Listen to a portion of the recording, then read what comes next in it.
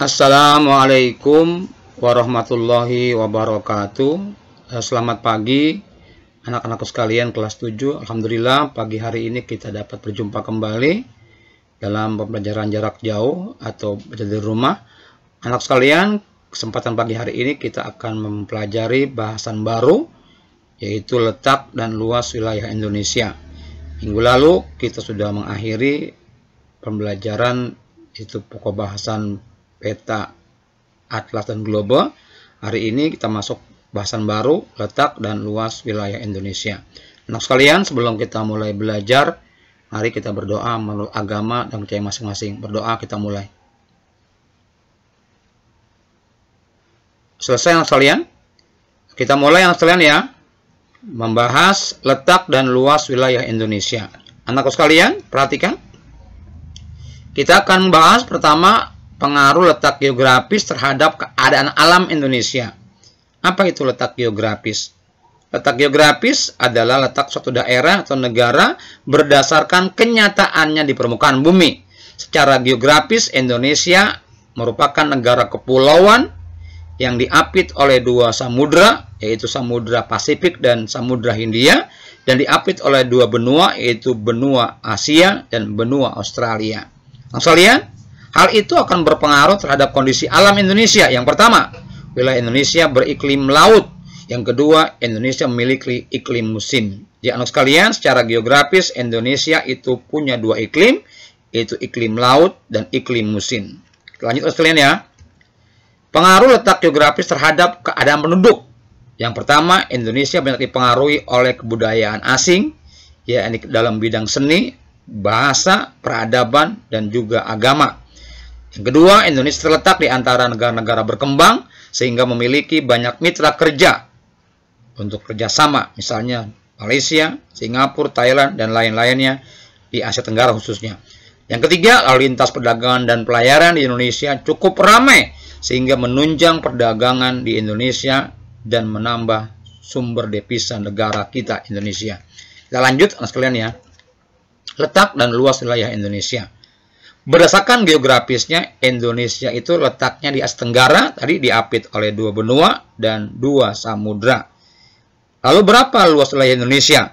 Luas wilayah Indonesia itu 5.193.250 km, mencakup wilayah daratan dan lautan.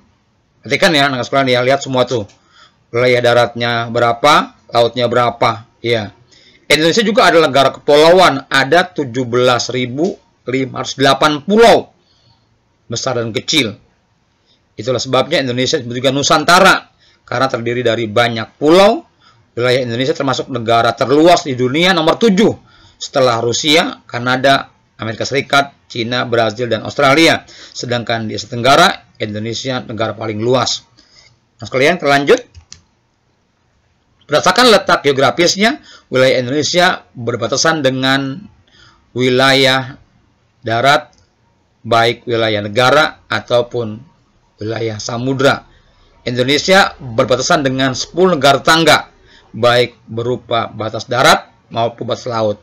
Membaca sendiri kan, lihat ya, itu tuh batas-batasnya dengan negara lain, khususnya di Asia. Perhatikan batasnya. Perhatikan ya, kamu baca sekalian ya. Kita lanjut sekalian ya. Untuk mempersingkat ya. Pengaruh letak astronomi Indonesia. Apa itu letak astronomi? Letak astronomi adalah letak suatu daerah atau negara berdasarkan garis bujur dan garis lintang. Secara astronomi, wilayah Indonesia paling utara itu Pulau W, adanya di Nangro, Aceh Darussalam, yang berada di 6 derajat lintang utara.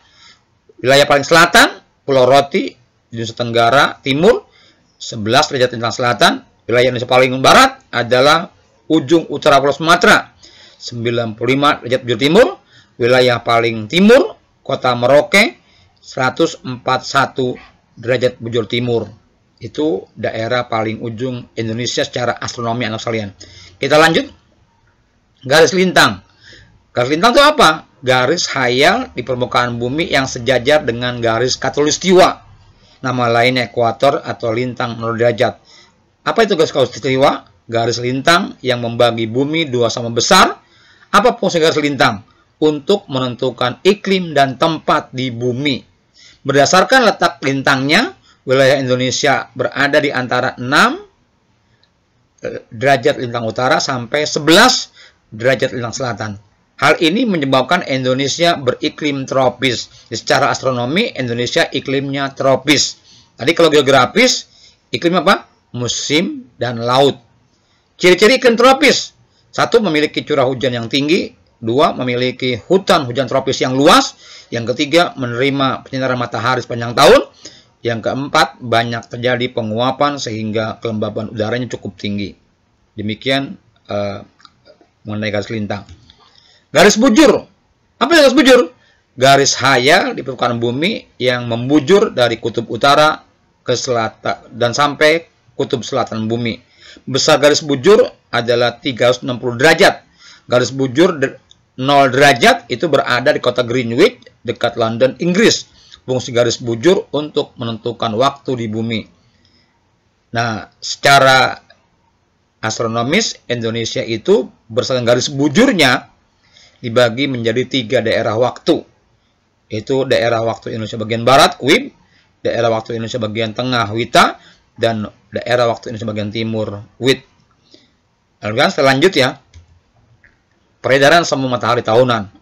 Peredaran semu matahari tahunan adalah gerak semu matahari dari khatulistiwa menuju garis lintang balik utara 23,5 derajat lintang utara, kembali ke khatulistiwa dan bergeser menuju ke lintang balik selatan 23,5 derajat lintang selatan, dan kembali lagi ke khatulistiwa. Ini peredaran semu matahari tahunan.